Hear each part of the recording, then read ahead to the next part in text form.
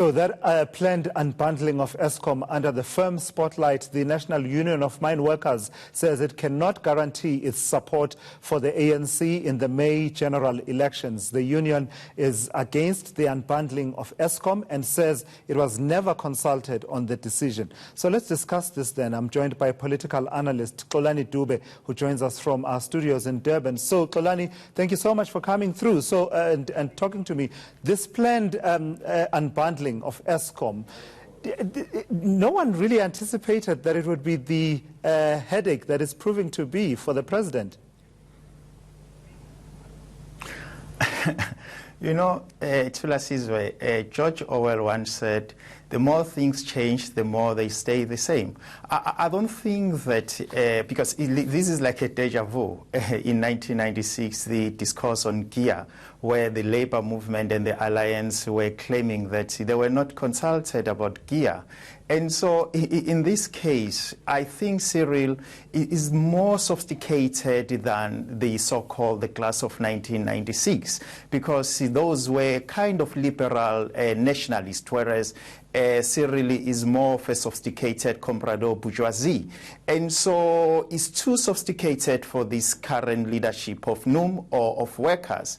And his language is very ambiguous. And his language, to a certain extent, it points to a direction that the Eskom is becoming a liability to the South Africans. And so he had no option that in a snowball format, he is going to privatize Eskom. Why is he going to privatize Eskom? Remember that Cyril is a product of what we call it a minerals energy complex. And so I don't think that the NUM or any other trade union will be able to stand the sophistication of Cyril Ramaphosa.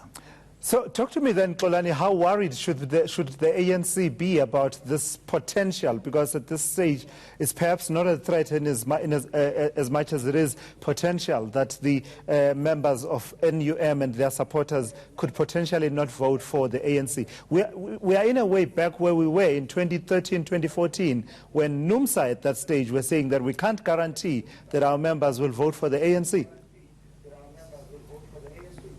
Look, SANCO has said that, SACP has said that, and other federations affiliated to COSATU have been saying that that's just a scarecrow to bargain for a positive outcome in the negotiation with the ruling party. But in most cases, the history is telling us that they, at the end of the day, they become the losers, because the policies as well as the balance of forces within the alliance, they always favor the ruling party. And so I don't think that there is anything that is going to change.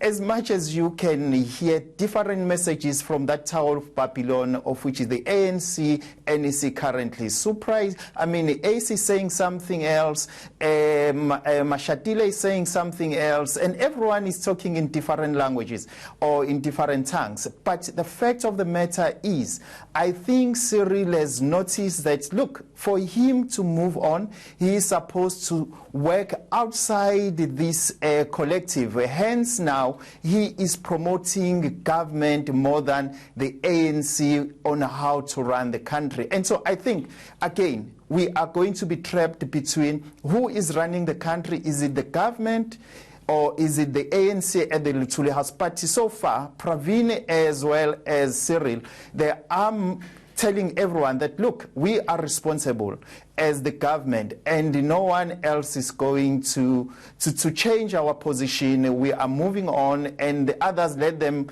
stay behind politicking, but us, we are going to implement. All right, thank you so much for coming through, Xolani Dube, there joining us from our Durban studios and unpacking some of the developments that have come through in the last few days, particularly in as far as President Cyril Ramaphosa's handling of the crisis at Eskom and some of the proposals that he has made are concerned, and also the reaction thereto has been quite interesting to observe. This is ENCA Now.